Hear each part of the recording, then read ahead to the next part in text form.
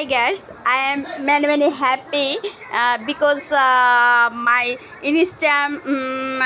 Instagram ads setup চলে আসছে।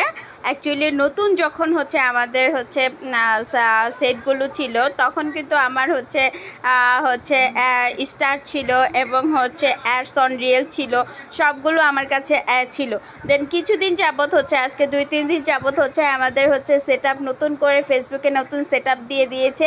দেন হচ্ছে আমি হচ্ছে আমার এই আইডিতে আমার এই পেজে আমার এই পেজে হচ্ছে কখনো আমি লাইভ করিনি।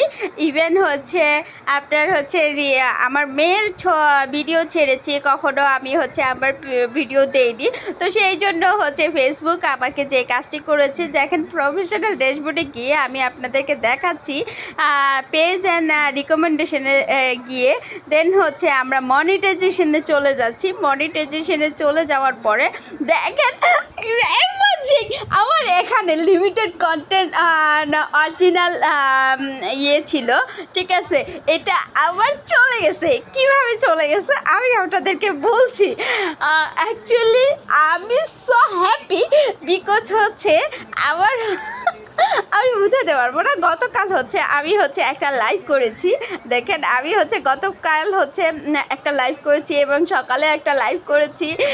লাইভ করার কারণে লাইভ করার কারণে আমার হচ্ছে limited original content policy issue যেটা ছিল সেটা চলে গিয়েছে। Seriously I am so excited and I am very happy.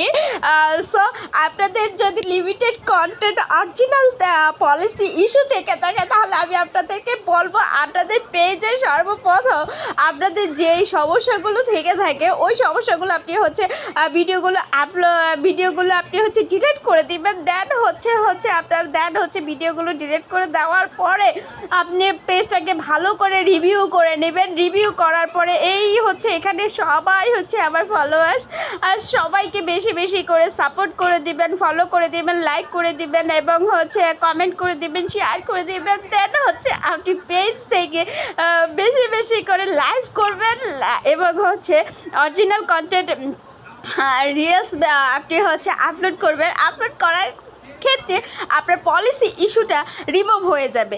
এই তো হলো আমার এই কথা। আমি actually so happy, so happy কারণ হচ্ছে আমার পলিসি ইস্যু চলে গেছে। আপনিও এইভাবে চাইলে আপনি আপনার পলিসি ইস্যুটা রিমুভ করে নিতে পারেন। ধন্যবাদ সবাইকে। আসসালামু আলাইকুম, ভালো থাকবেন।